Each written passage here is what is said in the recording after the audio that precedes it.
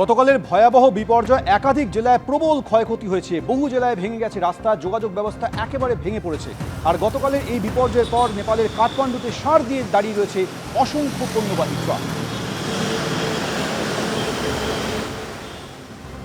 বুধবার দিনকে যে হরপাবান এসেছিল, নেপালের 6টি জেলা কার্যত ধূলিসাৎ হয়ে গিয়েছে। আমরা চিতুয়ানের অত্যন্ত কাছে এই মুহূর্তে রয়েছি।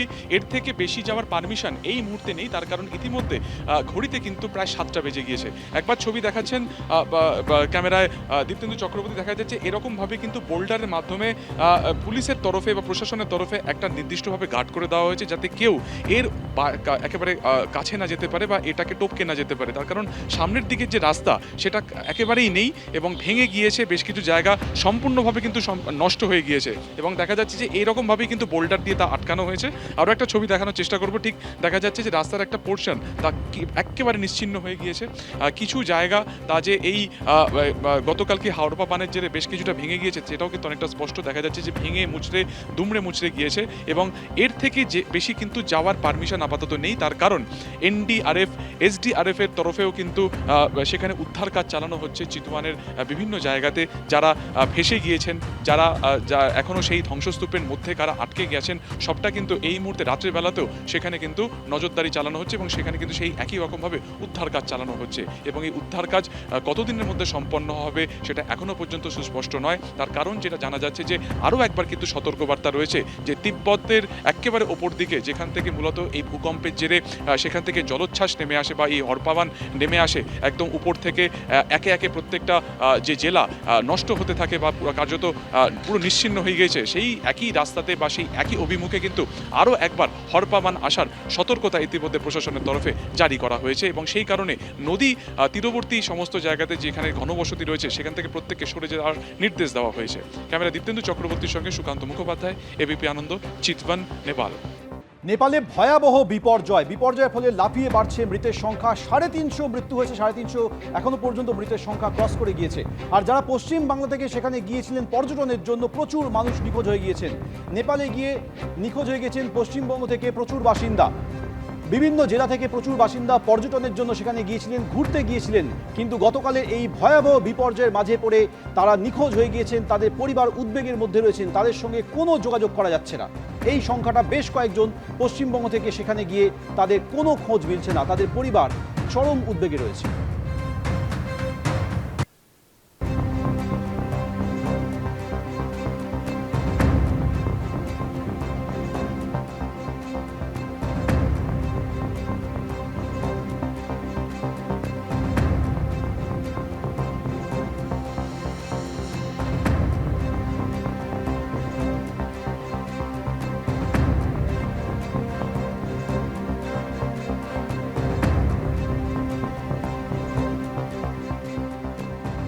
এই ভয়াবহ বিপর্যয়ের ফলে নেপালে এখনো পর্যন্ত 359 জনের দেহ উদ্ধার করা হয়েছে।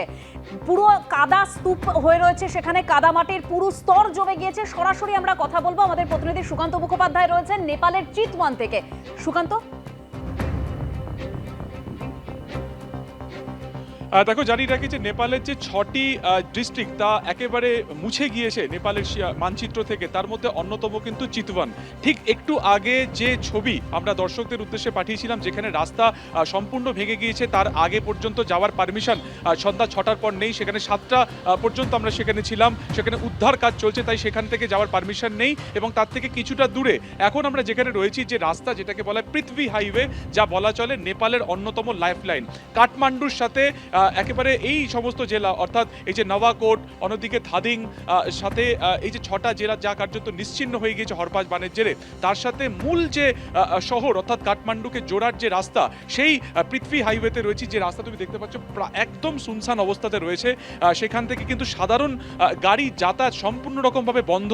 তার কারণ হচ্ছে এই রাস্তা থেকে আগে গেলেই প্রথমে চিতওয়ানের যে জায়গাতে এই মুহূর্তে কাদামাটির নিচে তা রয়েছে, সেখানে উদ্ধার কাজ চালানো হচ্ছে। তারপরই হচ্ছে ধাদিং এবং তারপর হচ্ছে নোয়াকোট, গোর্খা, অর্থাৎ একের পর এক যে জায়গা যা নিশ্চিহ্ন হয়ে গিয়েছে সেখানে উদ্ধার কাজ চলছে এবং সেই উদ্ধার কাজ যাতে সঠিকভাবে চলে সেই কারণে কিন্তু এই হাইওয়েকে সম্পূর্ণ পরিষ্কার রাখা হয়েছে। সেখানে সাধারণ গাড়ি, কিছু গাড়ি যারা আশপাশে বাসিন্দা রয়েছে সেই সমস্ত গাড়ি ছাড়া কোনো গাড়ি কিন্তু যাতায়াত করতে দেওয়া হচ্ছে না। তোমাকে দেখাবো যে রাত দিন অর্থাৎ গতকালকের পর থেকে এখানে কিন্তু উদ্ধার কাজ চলছে, নতুন করে রাস্তা তৈরির কাজ চলছে। আমরা দেখতে পাচ্ছি স্টোন চিপ এখানে ফেলা হয়েছে, পাথর ফেলা হয়েছে, এরকম একাধিক যে বড় গাড়ি তা এখানে দাঁড় করিয়ে রাখা হয়েছে। এখন রাত্রেবেলাতেও যাতে রেস্কিউ পর্ব কোনোভাবে না আটকায় সেই কারণে কিন্তু আরও একাধিক এখান থেকে ম্যান পাওয়ার নিয়ে যাওয়া হয়েছে, প্রচুর রসদ এখান থেকে নিয়ে যাওয়া হয়েছে যাতে উদ্ধার কাজ কোনোভাবে আটকে না থাকে। এখনো পর্যন্ত প্রায় 350 লোকের মৃত্যু হয়েছে, মানুষের মৃত্যু হয়েছে। এই সংখ্যা কিন্তু আরও বাড়বে, তার কারণ কাদা মাটি বা জলস্রোতের নিচেও অনেক দেহ রয়েছে, অনেক দেহ কিন্তু বিভিন্ন জায়গাতে চলেও গিয়েছে। যেটা আমরা প্রশাসন সূত্রে জানতে পারছি যে চিতুবানের পরে তরাই অঞ্চলে সেখানেও কিন্তু এই যে কাদা মাটি, সেই কাদা মাটি বা এই যে হরপাবানের জল সেখানেও কিন্তু বিস্তীর্ণ জায়গাতে অর্থাৎ সমতলের একাধিক জায়গাতে তা প্লাবিত করেছে।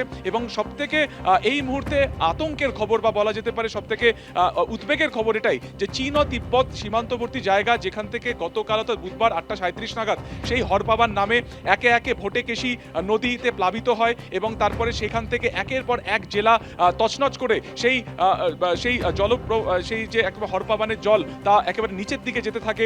সেখানে কিন্তু আরও একবার ব্যারিয়ার তৈরি হয়েছে, সেখানে কিন্তু প্রাকৃতিকভাবে সেখানে কিন্তু আবার একটা ব্যারিকেড সেখানে তৈরি হয়েছে এবং সেখানে কিন্তু জল জমছে।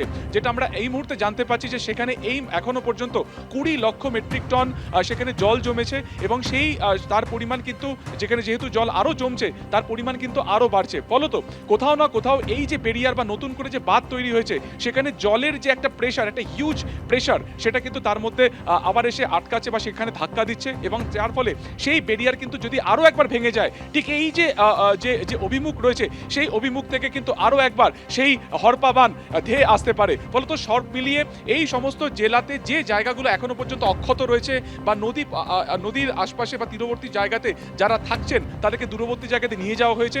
এবং যে ছবি তোমাকে দেখালাম যে অন্যতম লাইফ লাইন এই পৃথিবী হাইওয়ে, আরও একবার তোমাকে ছবিটা দেখাবো, সম্পূর্ণ রকমভাবে অন্ধকার, তার কারণ প্রায় 19টি সেতু ভেঙে গিয়েছে, 12টি তোমার তাপবিদ্যুৎ কেন্দ্র পুরোপুরি নষ্ট হয়ে গিয়েছে, সে কারণে বিস্তীর্ণ জায়গা অন্ধকারে ডুবে গিয়েছে এবং প্রধানমন্ত্রী নিজে ঘটনাস্থলে দীর্ঘক্ষণ তিনি থাকছেন, তার নজরদারিতে এই উদ্ধার কাজ চলছে।